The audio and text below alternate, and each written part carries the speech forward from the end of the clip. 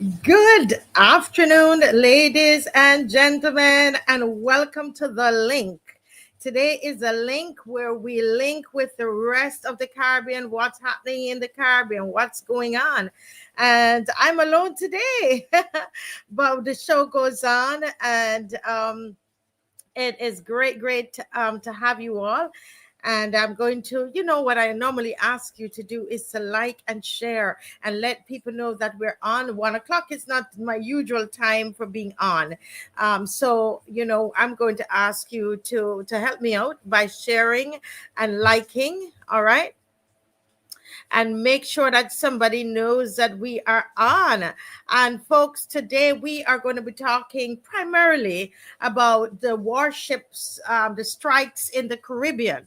And asking the question, is the Caribbean on the brink of escalation, of war escalation? Oh my Lord. I was having an amazing conversation with my son. He's, a young son, early 20s. And, the views of the young people, it's so interesting what they how they see things, the Gen Z's, the way they see things from a lot of us. And it was good to have that conversation. And so today we want to have the hi Patricia Green. Today I want to share the number with you early o'clock because I want you to call in. That's what we said last week, that we wanted you to call in. And so, just to let people know that if you have something you want to share, what your thoughts are. Sorry, I'm doing something else and forgot what I was actually saying. So I'm going to put up the numbers. The number. Those of you who watch my show at night, you should know the number by now. I want you to call in and I want you to weigh in on what is happening in the Caribbean. The fact that we've had a strike. The U.S. Did strike the Venezuelan ship right here in the Caribbean. So I needed to call, but you know what? We're also gonna talk about the two elections that just occurred. One on September 1st, and the other one on September 3rd, Monday and Wednesday. We had two big elections in the Caribbean. We see where Guyana, retained their PPC, where the ruling government, the outgoing government became now again the ruling government. And also in Jamaica, the same thing happened. The JLP retained power, though it was close. It was close to the with the PNP, People's National Party, and the Jamaica Labour Party. It was quite close there. But the point is that they retained power. Is that what is going to happen throughout the Caribbean? Is that what's going to happen in St. Vincent and the Grenadines? Is that what's going to happen? Is that what's going to happen in Barbados? Barbados' election, we believe, will be before the year up. And what's going to happen in I said Dominica already, said Vincent and the Grenadines. I don't know where else has elections. If you know anywhere else that has elections, you can let me know, or pending. Either early next year or so. I know St. Vincent and the Grenadines, they need to have elections before the end of the year. That's based on their constitution. I don't know when. I don't know. Dominica's could be next year. Not too sure. But the point is that it's in the air, and there's election in the air. And even as election is in the air, one has to wonder, what is the U.S. thinking about all of these elections? There's some leaders that are pro-U.S. and some are not. Had the PNP won the election last night, would Mark Golding be pro-U.S., or would Mark Golding be pro-China or pro-Russia? Because that's really where we are right now in the Caribbean, where we have to feel like we have to be choosing sides. Is Trinidad, you could tell they're already, we know Trinidad is pro-US, right? What's Barbados? I would like to hear from you. What do you think Barbados is? So with all of these elections happening, I'm sure the U.S. is watching closely. because they want to know if they're going to have allies, if that's going to be what happens. So it's quite interesting what is happening, really. All right. So as you guys like and share, yes, we're doing that. Let's just do a little overview on what has happened so far in the Caribbean, right? So welcome to today's edition of The Link. I'm your host, Marcia Weeks, and today, as I said, we're diving into breaking news that's sending shock waves across our region. Warships and strikes, escalation in the Caribbean. The United States has deployed destroyers, submarines, aircraft, and over 4,000 troops close to the Venezuelan waters. And just this week, President Donald Trump announced a deadly strike on a boat he claimed was carrying Venezuelan narco traffickers. Washington says this is part of its war on drugs, but many are asking, is this really about narcotics or about intimidation, regime change, and flexing military muscle in our Caribbean backyard? So think about that. That's what we want to discuss today, right? Is this about intimidation, regime change, and flexing military muscle in the Caribbean backyard? What is this really about? For Caribbean citizens, this isn't just distant headlines. There was a time when we were watching what was happening in the Ukraine, and that was distant headlines. No, we are the headlines. We are here. It's happening in our back door in the Southern Caribbean, close to us all, right? Whenever superpowers clash, it's our region that feels the tremors. Our trade, our tourism, our very security could be caught in the crossfire. And the reality is that history teaches us. Grenada in 1983, the Dominican Republic in 1965, that the Caribbean is no stranger to U.S. military intervention. So today we want to ask, is the Caribbean once again becoming the battleground for somebody else's war? And what does that mean for us, the people who live here?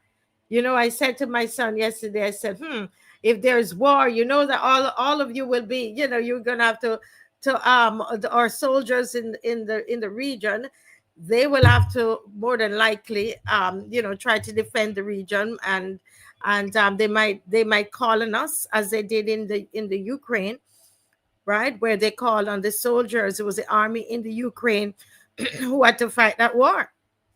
Is that what's going to happen here in the Caribbean? And are they going to enlist our children? This is very, very, very, very important stuff that we are dealing with. Okay. So let me hear from you. Let me hear from you.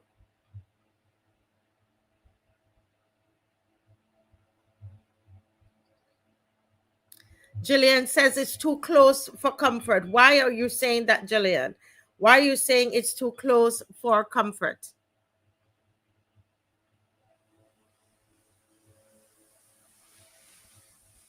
Anthony Oliver says we're not America backyard. But there are lots of Caribbean people who believe that what Trump is doing is quite fine, In fact,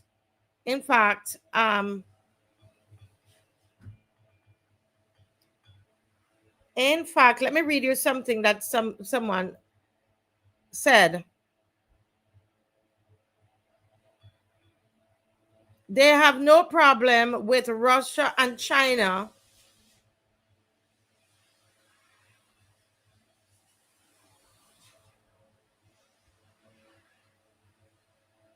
that I'm reading here. They said they have a very different perspective about the engagement of the USA. They have a different perspective from me about the engagement of the USA. So I would love in the Caribbean region, what do you think? What are your thoughts? What are your thoughts about this impending war? Because that's what it seems like. Okay, let me just read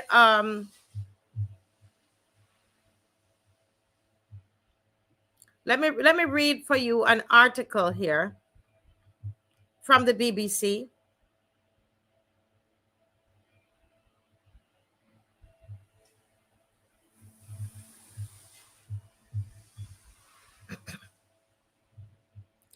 And the title of the article is, "What Does Trump Want in the Caribbean?" Actually, the wrong. It says, "What is Trump's goal as U.S. bombs Venezuela's drug boat and deploys warships?" And it makes us ask, really, what do they want, right? First, the U.S. deployed multiple warships to the Caribbean. Then Donald Trump announced a deadly strike on a boat he said was carrying drugs. What Washington has planned next is not entirely clear, but some analysts tell the BBC that the risk of escalation in the region is growing by the day. Since the U.S. president's return to office in January, the Trump administration has steadily intensified its anti-drug trafficking efforts in Latin America. As part of that, the U.S. has seemingly centered on Venezuela, an effort that has led to the mobilization of military forces from both countries in recent weeks. After Tuesday's bombing of a small vessel in the Caribbean that was allegedly traveling from Venezuela, officials in the U.S. made it clear that military action in the region was not over, hinting at more operations that could target drug trafficking. Now, Venezuela's president reacted with anger. Nicolás Maduro denies American accusations that he's involved with drug trafficking, while another official has questioned the veracity of footage posted by Trump. Trump said the footage showed the killing of 11 narco-terrorists from Venezuela. Now, the question that one has to ask, though, how sure are we? How sure are we that drugs were on that Venezuelan boat? How sure? Jillian said we don't trust the USA. Why, Jillian? Do you want to come in? Do you want to call in? Let me put back the number on the screen. So that's the number, 1246-236-7000. Today you're watching the link. Come in, Jillian, man, call the phone, and you can do a WhatsApp call. WhatsApp call is good, right? Dreamer says, if it is okay for America to invade Venezuela, then it is okay for Russia to defend Venezuela. And if Russia is defending Venezuela, what does that mean for us in the Caribbean? Think about it. Russia is defending Venezuela. U.S. is invading Venezuela. What does that mean for us here? Do you think that we could just, be locked off in our countries and go to the beach and relax and, is it, or do you think we're going to get involved? Lori Bob says it looks like World War III is about to start. You really think so? In the Caribbean? In the Caribbean, that would be so, unreal, because we're such a peaceful place. Apart from the regular shooting that we shoot, our children, shoot each other, kill each other, but we're not a war zone. That would be very interesting. I'm not sure about that, Lori. That's a little out there. Is it? Suppose Russia and China start sending their military troops to Venezuela. I think that's what Dreamer was saying.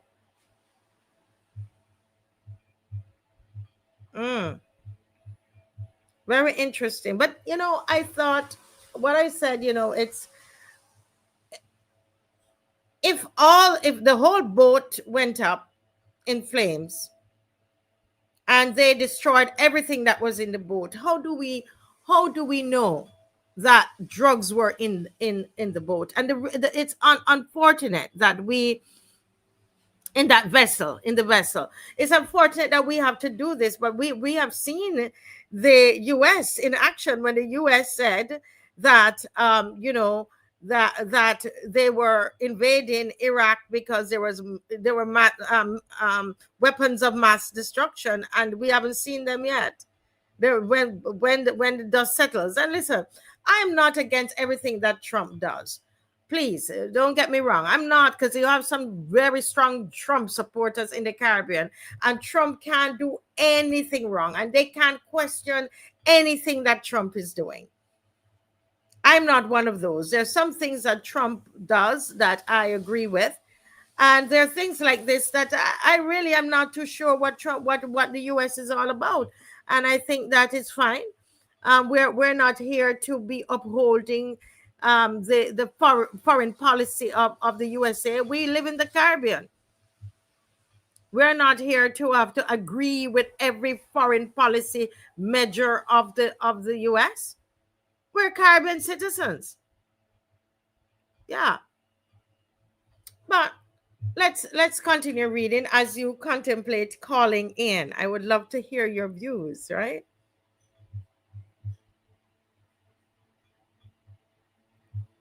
So Trump is trying to intimidate the regime. Some people believe that he wants a regime change in Venezuela, and this is his way to intimidate the regime. What do you think? Defense Secretary Pete Hegseth told Fox News on Wednesday morning that the U.S. military activity in the area won't stop with just this strike. It was a clear attempt to put pressure on Maduro, one commentator said. The prior naval buildup was on a scale not seen in the region since 1965, according to Professor Alan McPherson, who specializes in U.S. Latin American relations at Temple University.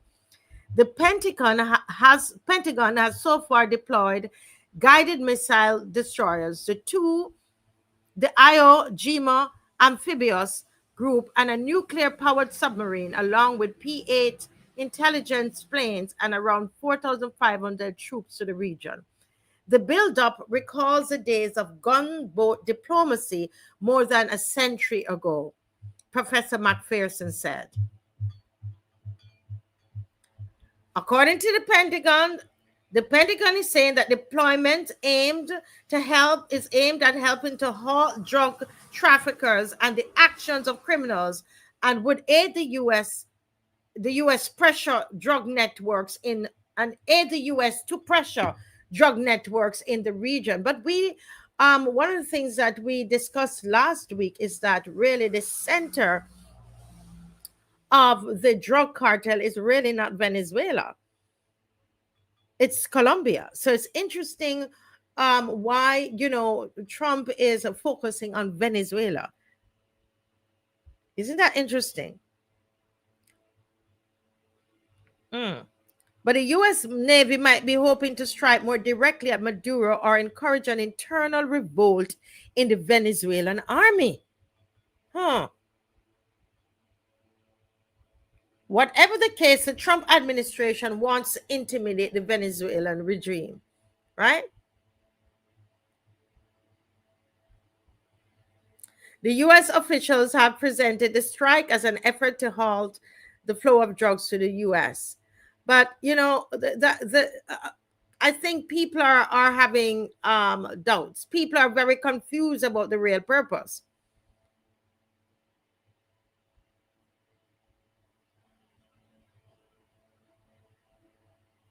Yeah. Undersecretary of State Christopher Lando appeared to hint at military escalation. He says, I think you'll be seeing more actions in the coming days and weeks that will be sending messages.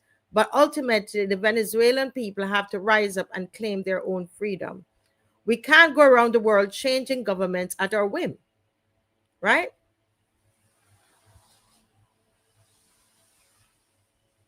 People are very confused. What is the real purpose behind the U.S. Caribbean escalation? That is what's going on. So let me hear from you guys. Let me hear from you guys.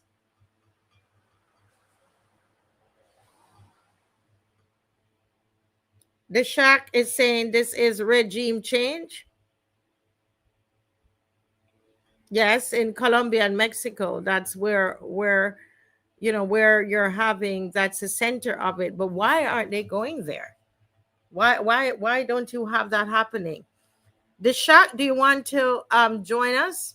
Do you want to call in?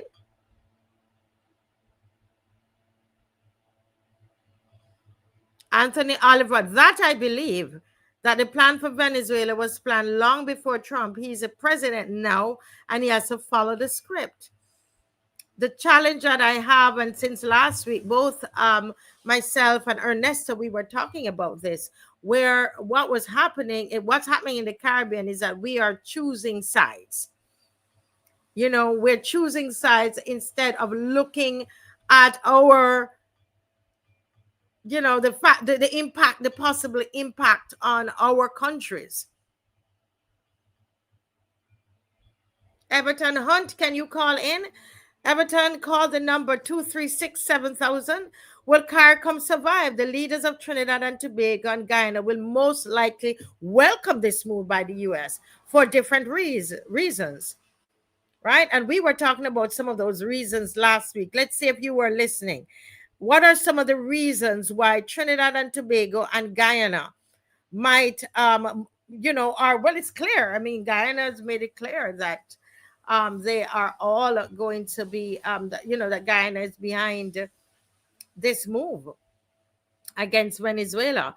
Probably if we had a different party winning with different leaders in Guyana, would they still be supporting the USA? Do you think if the win party had won the election, if Mr. Mohammed would be welcoming the USA? It's interesting, really interesting, and yeah, very interesting what is happening. Nobody's calling in today. It's today we said was the day that you were going to call in, right? Yeah, you're right. Where is the ambassador? Are you talking about David Commission? He's the ambassador to CARICOM. He's Barbadian, or you're speaking about over CARICOM in as a whole.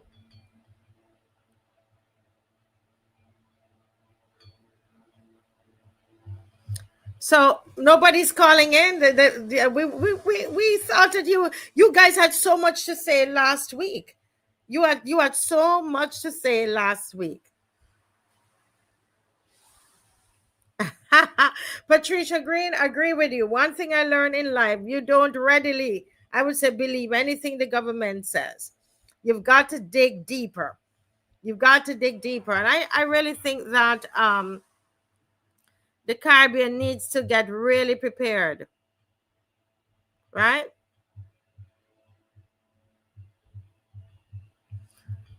Yeah.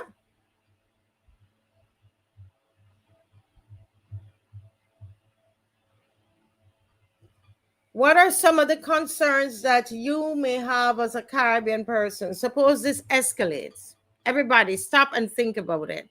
If this escalates, what are some of the challenges? What are some of the concerns that you have?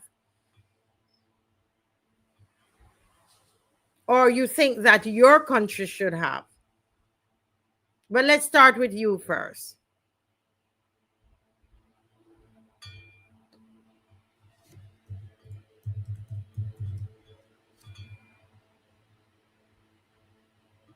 Anybody?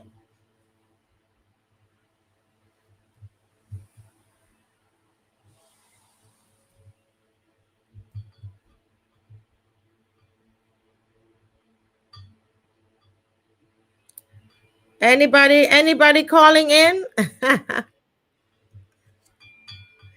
Ah,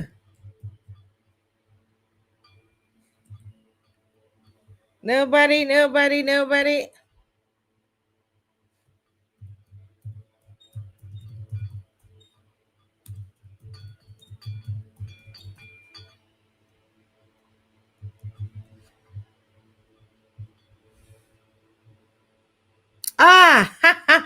Guess what, people? I see somebody. I see somebody in. I'll wait. I'll wait for him to set up.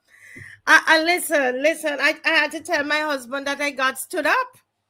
I said, hubby, somebody stood me up. Okay, but we have Everton Hunt on the line. Yes. Good afternoon, Everton. Go right ahead. Welcome to the link. Yeah, good afternoon. I've been watching this so-called conflict in Venezuela and the United States. Yes. Someone said earlier this was planned a long time ago, even in the Trump first presidency. Mm-hmm.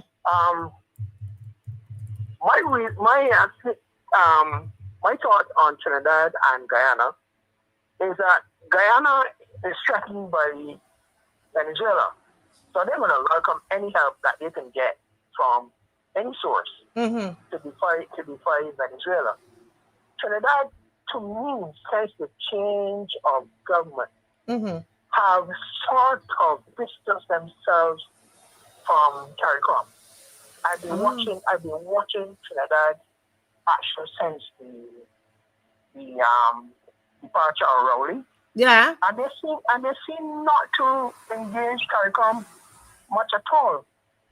You know, I've been watching Trinidad movement in CARICOM.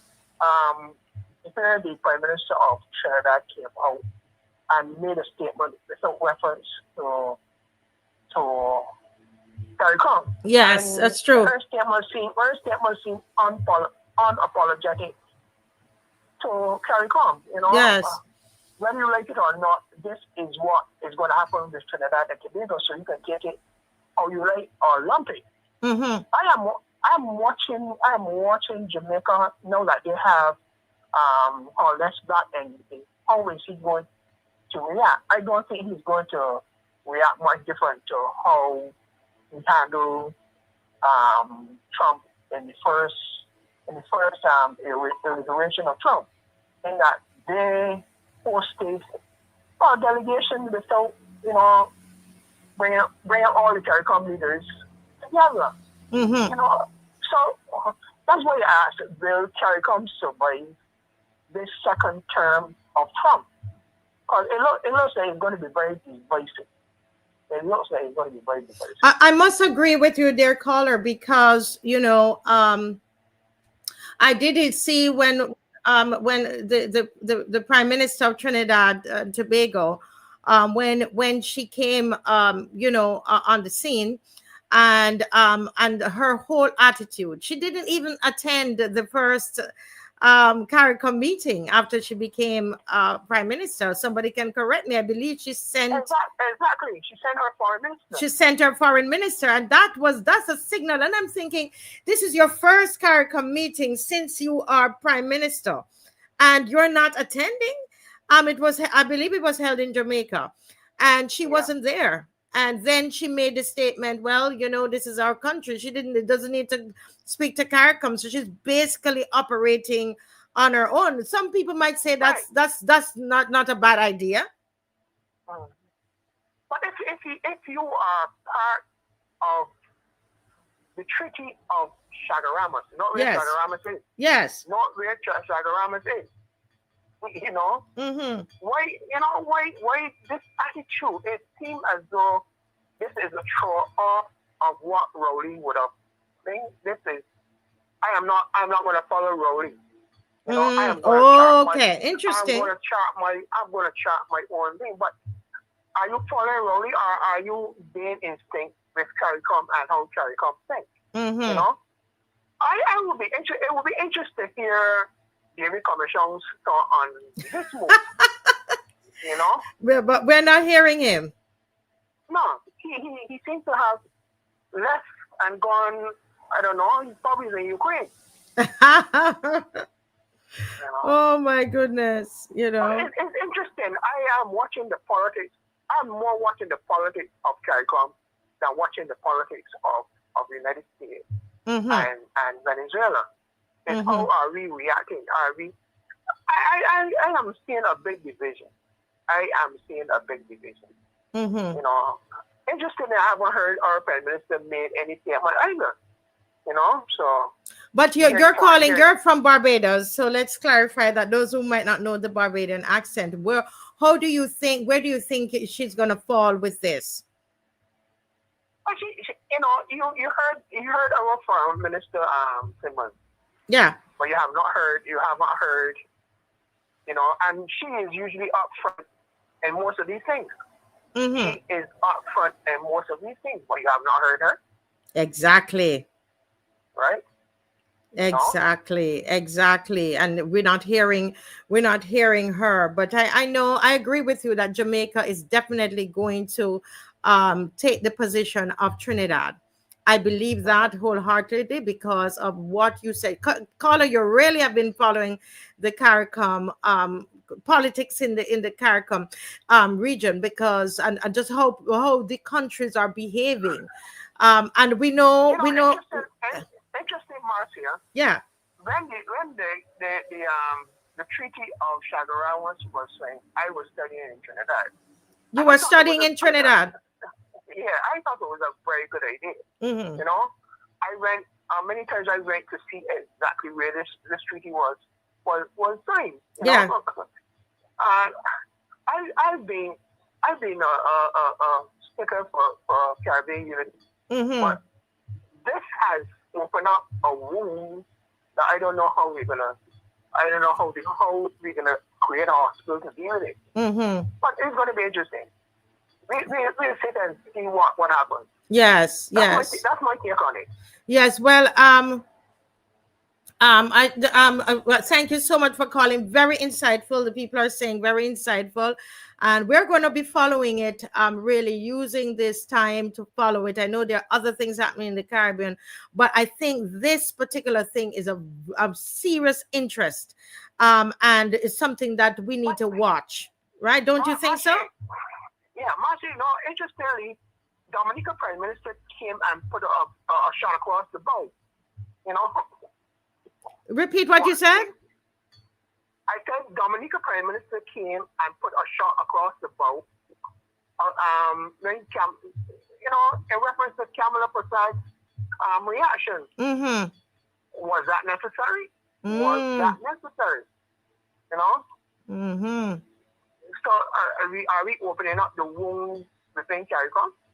Right. You see, what is going on? What is the ulterior motive? What is US promising them? What is Trump promising them? Why is Trump? Because Trump seemed to be choosing particular. Carl, I know you want to go, but you don't. It seemed to me that the US, for whatever reasons that we don't know, they have made up their minds on who they are working with. Doesn't that seem exactly. It seems that way to me. And that was seen from the very first Trump reign, That's what's going through my head. Where did Marco Rubio go as Secretary of State first place in the Caribbean? Where did he go? Well, he went. It wasn't. Is it either Jamaica or Trinidad? He went Jamaica. Yes, you're so right. And he also went to Trinidad. He went to Trinidad as well. The playbook is there. The playbook is there. Our Prime Minister has been critical of a lot of things. So but we'll see what happens. Yes. Interesting times. Yeah. Caller. Thank you so much for your contribution. Right. Very insightful. Thank you. Yeah. Yes, I'm seeing Ernesto. I don't know if Mr. Cook is here. The people waiting on you. I don't know if you can tell me right in the private chat if you're having any difficulty, Ernesto. Let's see if we can assist. Can you hear me? Give me thumbs up if you can hear me. You're getting through? You can message me and let me know what's going on. Because I will hang on for Mr. Cook until he comes. Folks, I think as we had said last time, we want to hear from you. Okay. So let me take this call. Give me a moment, folks. Give me a moment.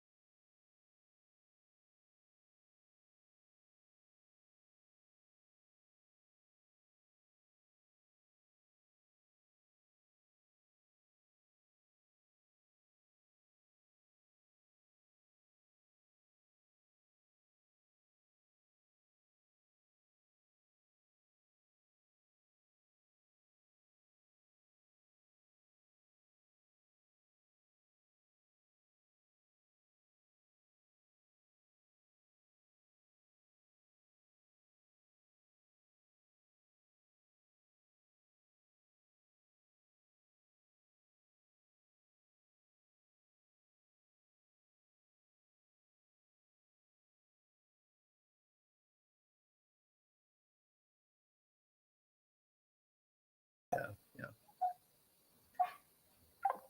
Yeah. So that's the situation with that. I believe it's just a matter of time. They usually get to us with these things. I'm not really bothered about it.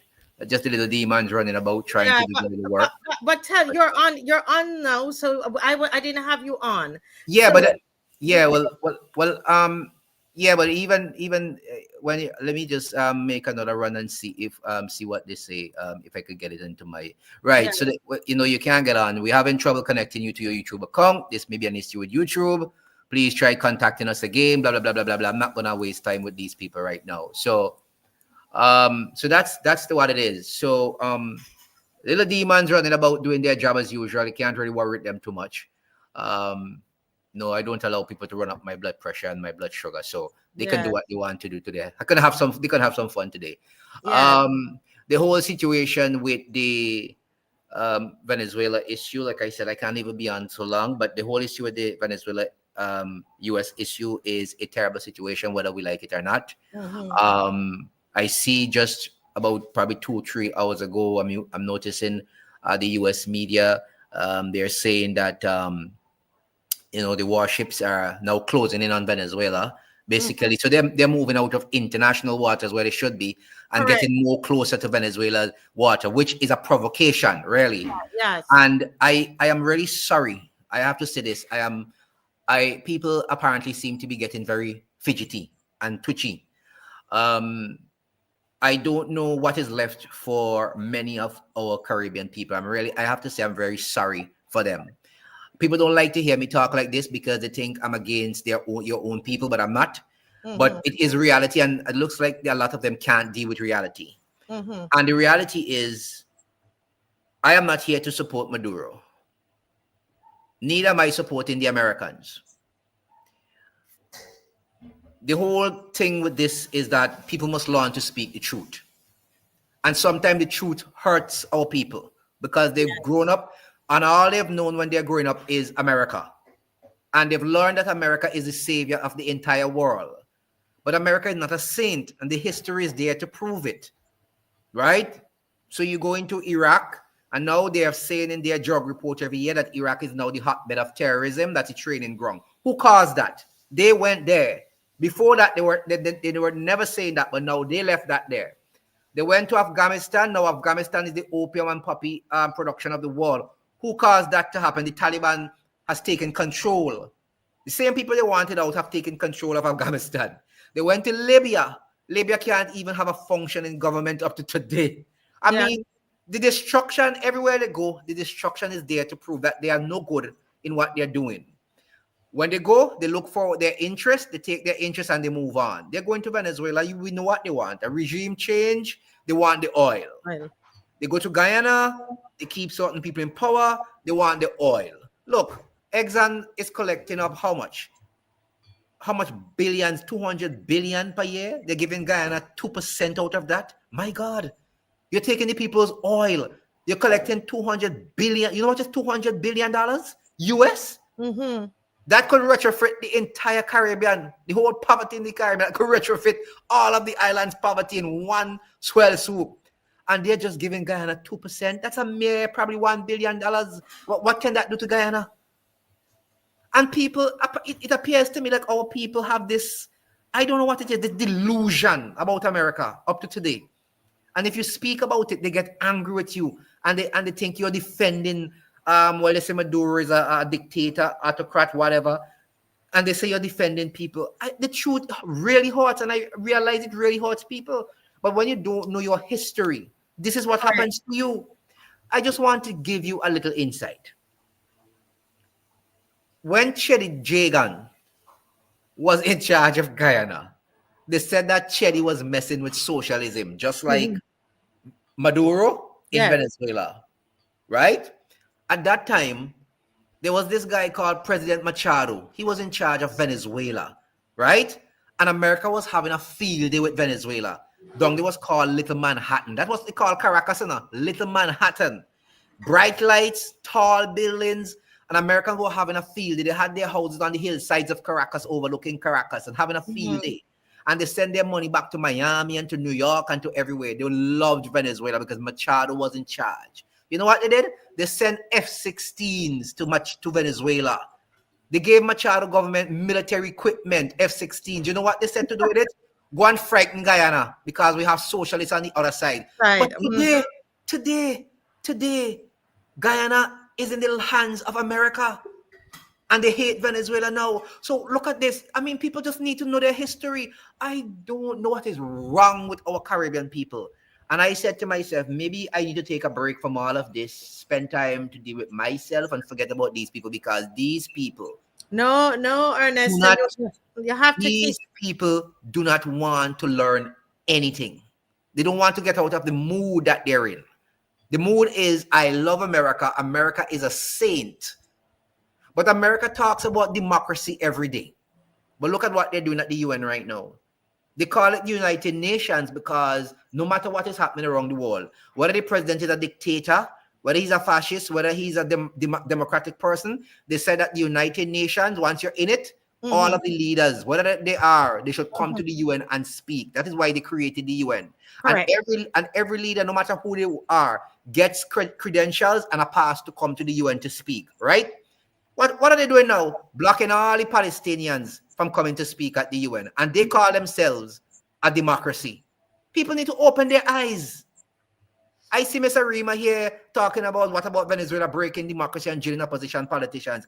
I am not here to defend Venezuela. Like, you need to get your brain out of America's backyard.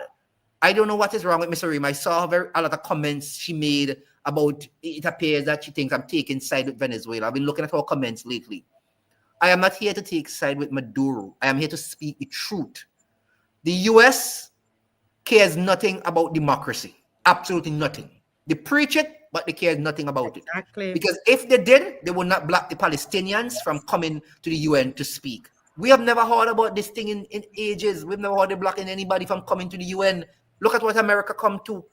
Look at what America come to till you're blocking leaders from coming to the UN to speak. And you're talking about you are the hotbed of democracy. No, democracy. We need to stop this facade and charade that we're carrying on with about democracy. She says, talk about human rights violation, talk about migration of citizens. Trinidad felt the pinch.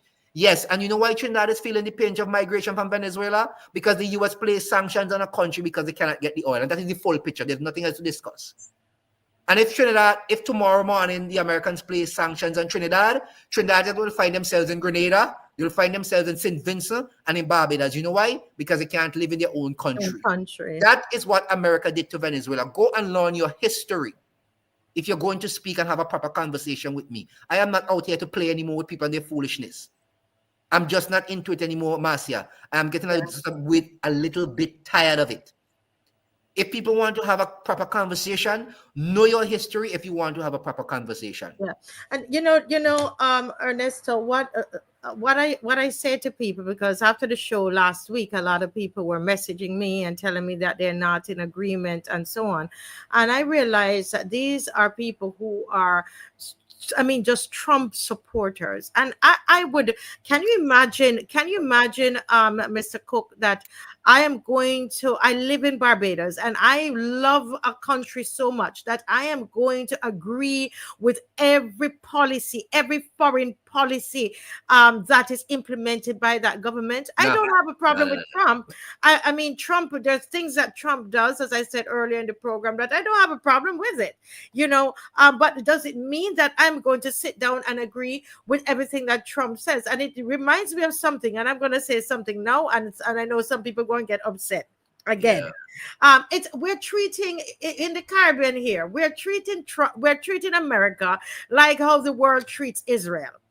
It's like America can do nothing wrong. Yes, we know Mr. Trump has done a lot of good. For some people, that's what they think. Some people say no.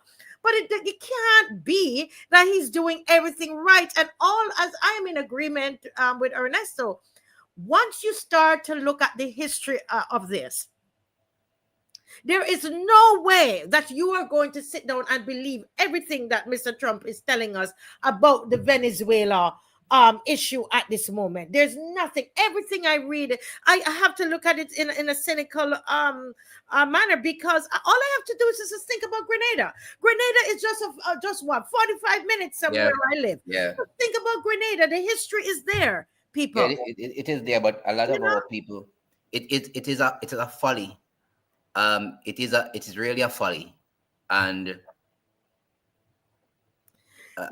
but there's no Miss Arima. Truthfully, Miss Arima, let me just say, Miss Arima, that's the problem that we're having, and that is the issue that Mr. Cook is speaking about, right? That, remember, if this is supposed to be America believes in democracy, all right, what business do they have in how Venezuela is running and they're thieving the oil? If they're thieving the oil and gas money, it is their oil and gas money. That's Why the point. sanctions have to be? Why you have to implement sanctions? Look at all the things America is doing to their people. You think somebody could could invade America because they felt that Trump is the way Trump is dealing with the protesters, or nobody can do that. Nobody can do that. But they can go anywhere in the world and do it, and we must say yes, do it, right? We are so stupid that we say yes, do it, and we want to back that. Let me tell you something, right? You had since 2020, was it Juan Guaido, the guy Juan Guaido, I think it is. Whatever his name was the opposition leader. Yes. In that election, apparently, I think, and in the 2016 election, the opposition in Venezuela won the majority of the votes in the parliament, right? So they had more in the regional elections when you pick governors and stuff, right? You know what America said? The election was free and fair. In 2020, when they won the same amount again and they got back in the parliament, you know what America said? The elections were free and fair, right? But they still had on that they want to get rid of Maduro, so they left the sanctions in place, even though the elections were free and fair now.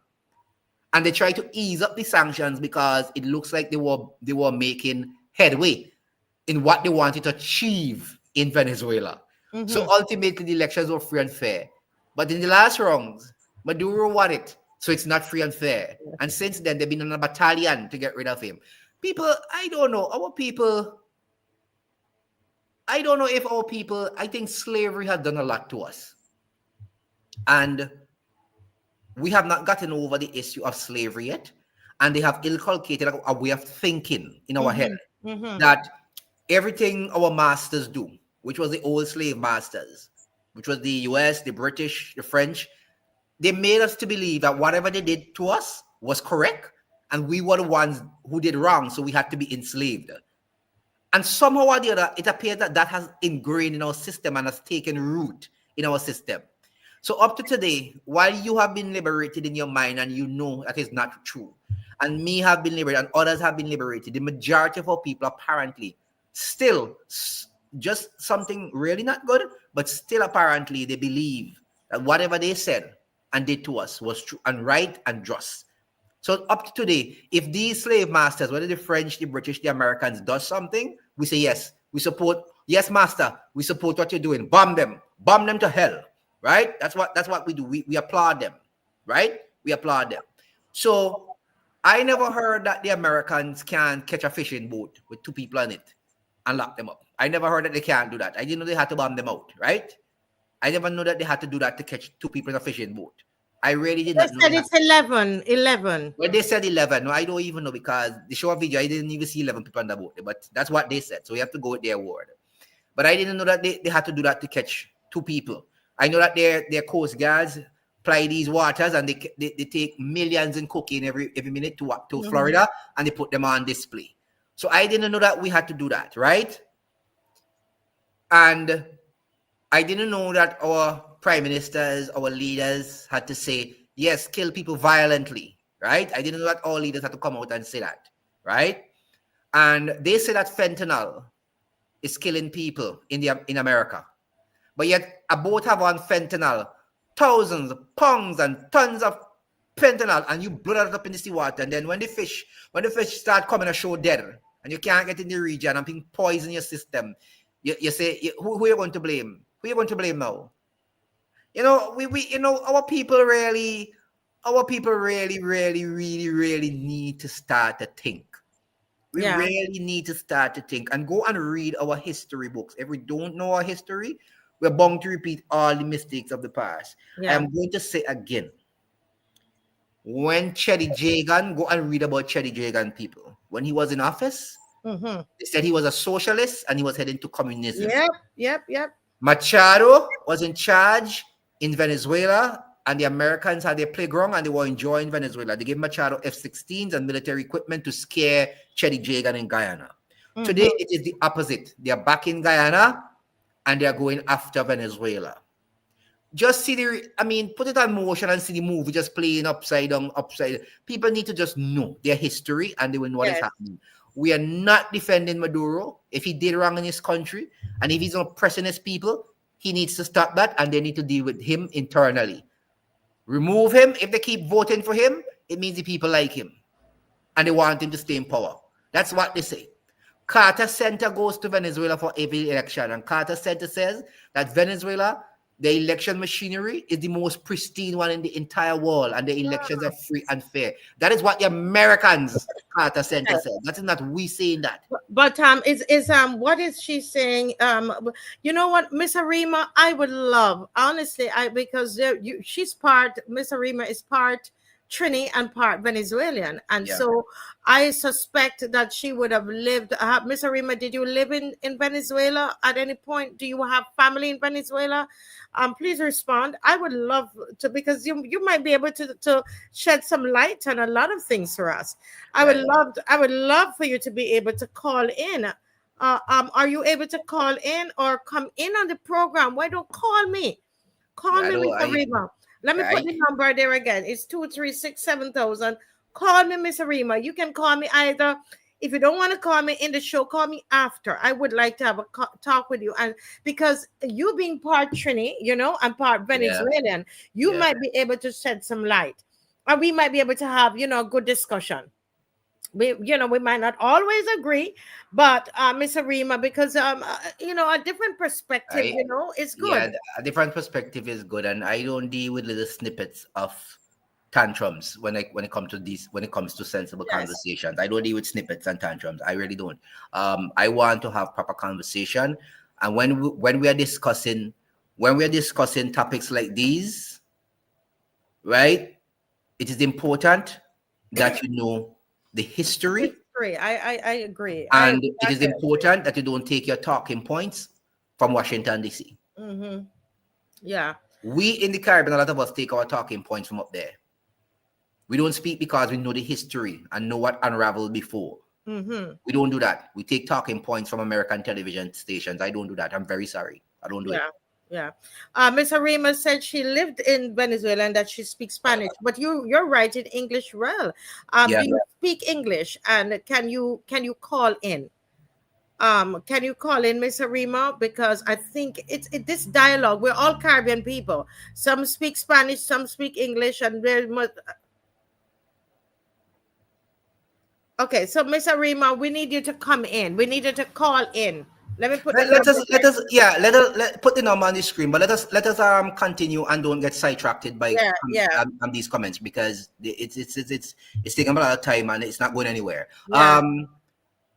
If people want to speak, I think they should air their concerns. Speak with a voice. Call in and have a discussion. I was saying earlier when I came on the program that the Americans are saying that the warships are getting closer to Venezuela.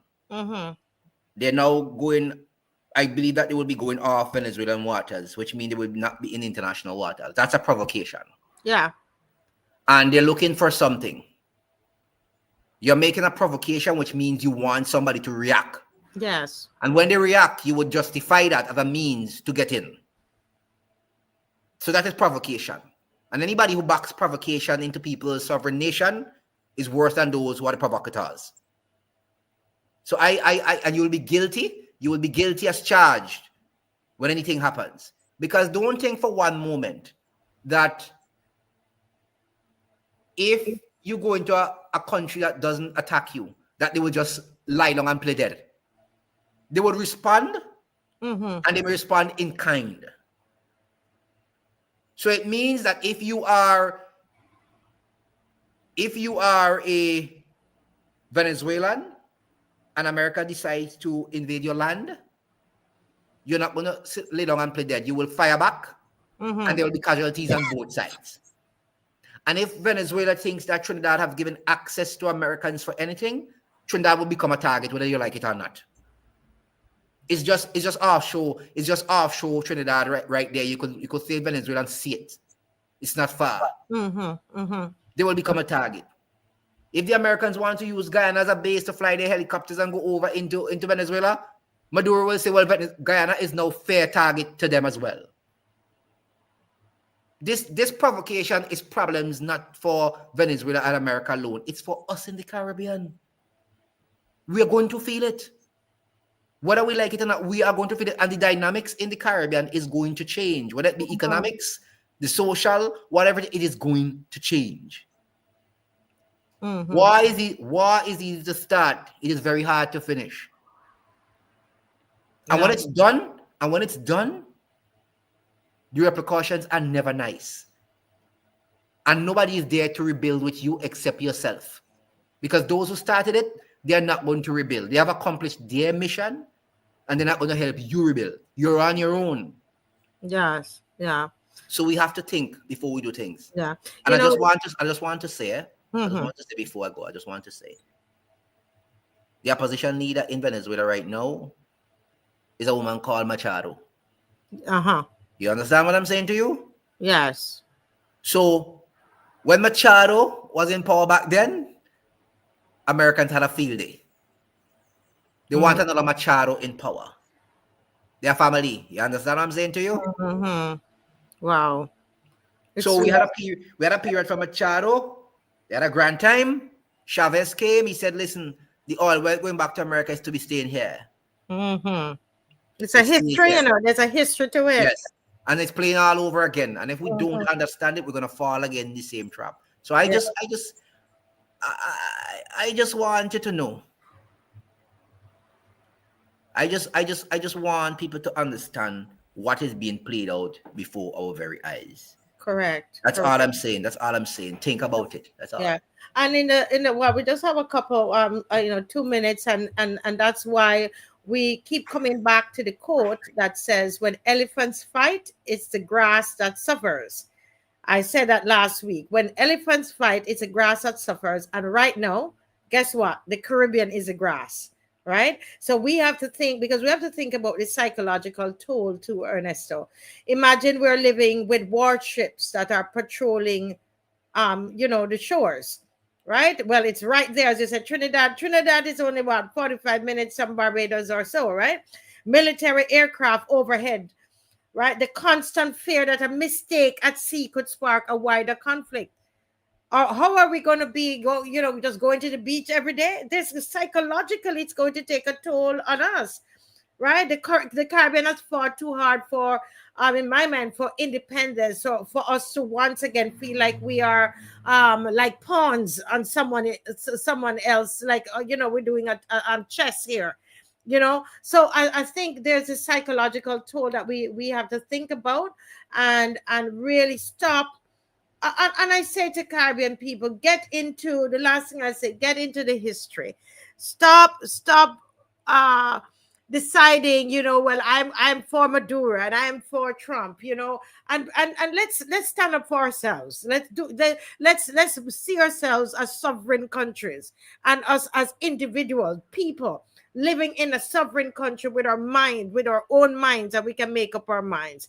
When elephants fight, it's the grass that suffers. And right now, the Caribbean is the grass. Yes. So guys, let's we close out with that today. And let me just thank you all for joining. Thank Ernesto, who he didn't have electricity, so he was using backup electricity, and then he's having a problem with his YouTube page. I trust that everything works out for him. All right, guys. And next week, man, let more of you call in. Only one person call in this week. So let's have some more people calling in next week. All right. Bye-bye and God bless. Bye.